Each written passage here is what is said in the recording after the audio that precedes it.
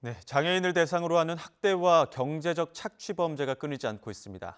YTN은 장애인들이 당한 경제적 착취 피해 사례를 연속해서 단독 보도했는데요. 취재 기자 연결해 자세한 내용 들어보겠습니다. 양동훈 기자. 네, 대전 충남 세종 취재본부입니다.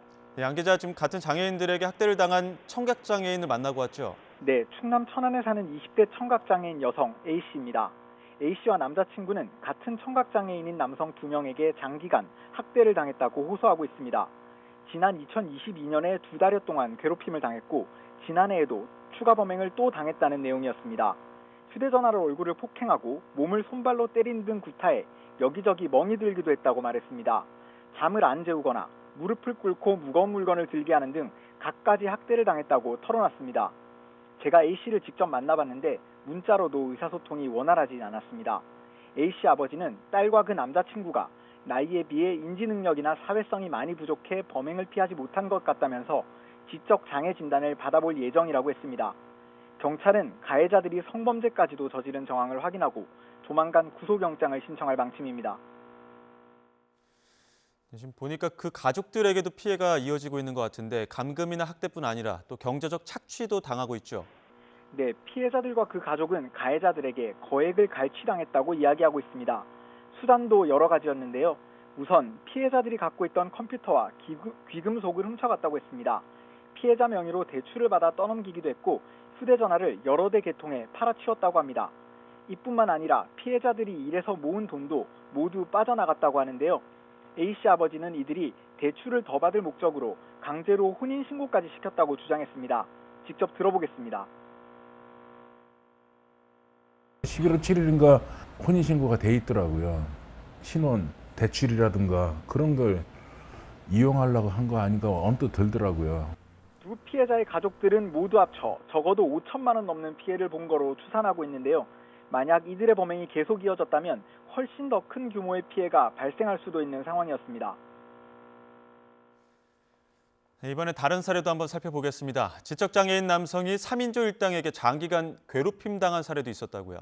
네, 대전에 사는 40대 남성 B씨입니다. 이 B씨는 병원에서 지능지수 51의 사회연령 10살 4개월로 지적장애를 진단받았는데요. 지난해 1월부터 9개월가량 여성 2명과 남성 1명으로 구성된 3인조 일당에게 감금과 폭행을 당했다고 했습니다. B씨의 이야기도 직접 들어보겠습니다. 자기들이 원하는 대답이 안 나오면은 막 소리 지르고 때리고 그래.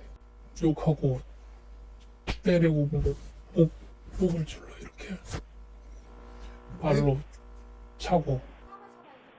잠을 제대로 재우지 않는 등의 학대도 이어졌다고 말했습니다. 앞서 언급했듯이 지적장애가 있는 B씨는 장기간 이어진 범행에도 제대로 저항하지 못했는데요. 병원에 입원한 어머니를 만나기 위해 찾아온 누나를 만나 피해 사실을 고백하면서 겨우 마수에서 벗어날 수 있었습니다. 네, B씨 역시 심각한 경제적 착취도 당한 거죠. 네, B씨 누나가 장애인 권익옹호기관에 조사를 요청하면서 막대한 경제적 피해가 드러났습니다. 가해자들이 B씨에게 대출을 강요하고 7천만 원이 넘는 차를 사게 해 가로챈 거로 조사됐습니다. 또 휴대전화 여러 대를 개통해 소액 결제를 마구잡이로 했는가 하면 카드를 만들어 명품 가방을 사게 하는 등 전체 피해 규모가 1억 원이 넘었습니다. 게다가 이 가해자들은 치매 증상이 있는 80대 어머니에게도 접근했습니다.